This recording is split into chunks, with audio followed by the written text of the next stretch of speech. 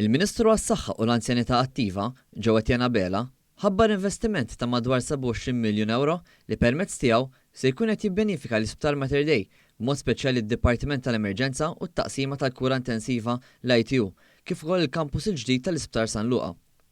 Matul il-preżentazzjoni, ġie spjegat kif se tkun qed isseħħ ir-riġenerazzjoni tal-emerġenza ta' Mater Dei.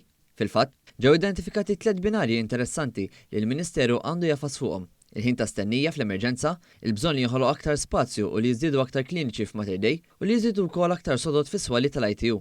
F'temp ta' 3 snin u b'investiment ta' 17 miljun euro, l-emerġenza se tkun qed tespandi bżieda ta' solar u espansjoni fuq barra. Fil-fatt, il-30 kubiki l-eżistenti issa se jkunu qed jiżdiedu għal 70, bi pjan li dawn l-espansjonijiet se jkunu qed jaqdu lil pajjiżna għal mill-inqas l-20 sena li ġejja. Biex jikkumplementa dan, se jkun qed jsir investiment fil-parkeġġ bis-swit l-emerġenza ta' madwar 2.3 miljun euro.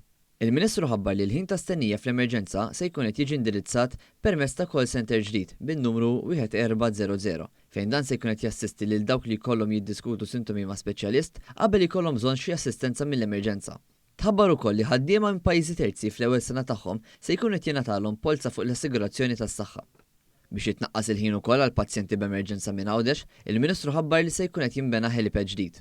Rigward il-problema fis-sodod, tħabbar li se jkun qed issir relokazzjoni tal-filing area għal sistema diġitali li se tkun qed tieħu madwar sentejn. Relokazzjoni tal-iskejjel f'Mater Dei għal laboratorju ġodda fil-kampus ta' San Luqa f'temp ta' bejn 3 u 5 snin, kif ukoll ir-relokazzjoni tal-outpatients għall isptar Kering Rek f'temp ta' bejn 3 u 5 snin ukoll.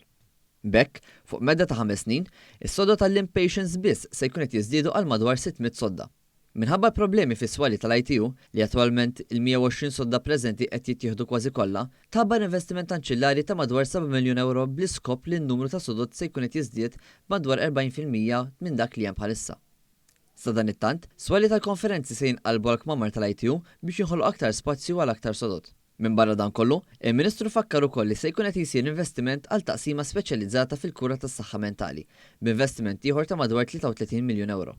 F'kumment ma' News, il-Ministru Abela elenka kif dan l-investiment massiġġ se jkun qed jikkompli jsaħħaħ il-qasam mediku ta' pajjiżna b'mod partikolari l-Isptar Mater Dei. Il-Gvern għandu pjan ta' azzjoni holistiku, komplikat, ovvjament jiswa ħafna flus, imma dan huwa l-pjan huwa l-viżjoni li ħatwassal il-pajjiżna f'dan is-settur daqshekk sensittiv tas-saħħa fis-snin li ġejjin.